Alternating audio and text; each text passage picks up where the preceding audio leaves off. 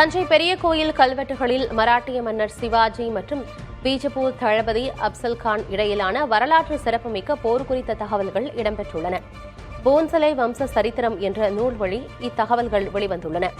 ஜாவ்லி கோட்டையில் நடைபெற்ற சந்திப்பின் போது அப்சல்கான் சூழ்ச்சி செய்த நிலையில் சிவாஜி தனது புலிநக ஆயுதத்தால் அவரை வீழ்த்திய பரபரப்பான காட்சிகள் அதில் விவரிக்கப்பட்டுள்ளன. மேலும் மராட்டிய மன்னர்களின் கொடைத்தன்மை மற்றும் ஆங்கிலேயருக்கு அவர்கள் அளித்த ராணுவ உதவி போன்ற அரிய வரலாற்று சான்றுகளும் இக்கல்வெட்டுகளில் மராத்தி மொழியில் பொறிக்கப்பட்டுள்ளன. நாமக்கல் மாவட்டம் திருச்செங்கோடு அருகே உஞ்சனை பகுதியில் உள்ள கொங்குநாடு மக்கள் தேசிய கட்சியின் நிர்வாகி குருசாமியின் வீட்டில் ஆவணங்களின்றி பதுக்கி வைக்கப்பட்டிருந்த 7500 வேஷ்டிகள் பறிமுதல் செய்யப்பட்டன.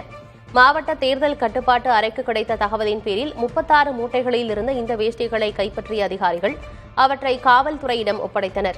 வாக்காளர்களுக்கு விநியோகம் செய்ய இவை வைக்கப்பட்டிருந்ததா என்ற கோணத்தில் வருமான வரித்துறை மற்றும் காவல்துறையினர் தீவிர விசாரணையில் ஈடுபட்டு வருகின்றனர்.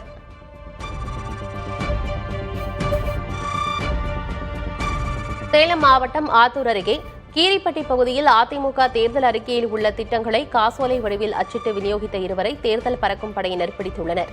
குடும்ப தலைவிகளுக்கு 2000 ரூபாய் மற்றும் குடும்பத்தினருக்கு 10,000 ரூபாய் வழங்கப்படும் என்ற வாக்குறுதிகள் அந்த புத்தகத்தில் காசோலை போல வடிவமைக்கப்பட்டிருந்தன.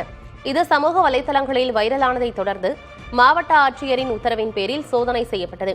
அப்போது இருவரை பிடித்து அவர்களிடமிருந்து 100 புத்தகங்களை பறிமுதல் செய்தனர். இது தொடர்பாக மல்லியக்கரை காவல் நிலையத்தில் புகார் அளிக்கப்பட்டுள்ளது.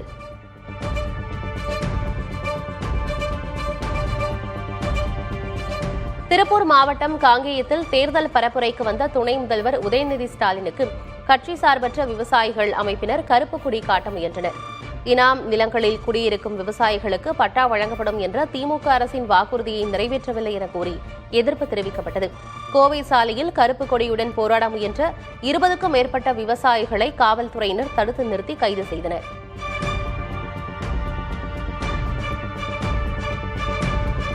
தூத்துக்குடி மாவட்டம் விளாத்திக்குளம் அருகே தேர்தல் பறக்கும் படையினர் நடத்திய வாகன சோதனையில் தனியார் பேருந்தில் பயணித்தவரிடமிருந்து 37 லட்சம் ரூபாய் பறிமுதல் செய்யப்பட்டுள்ளது.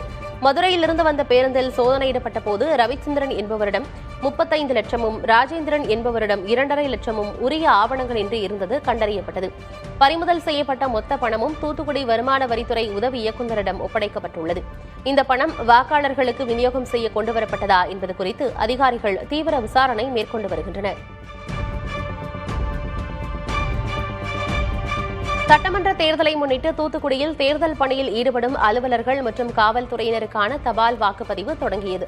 தூத்துக்குடி பகுதியைச் சேர்ந்த 474 பேர், வெளி மாவட்டத்தினர் 255 பேர் மற்றும் அத்தியாவசிய பணி ஊழியர்கள் 80 பேர் என பலரும் ஆர்வத்துடன் வாக்களித்தனர். கோட்டாட்சியர் அலுவலகத்தில் நடைபெறும் இந்த பணி தொடர்ந்து 3 நாட்கள் நடைபெறவுள்ளது. இதேபோல கிருஷ்ணகிரி மாவட்டத்தில் முதல் முறையாக அரசு பேருந்து ஓட்டுநர்கள், நடத்துனர்கள் தபால் ஓட்டு செலுத்தினர்.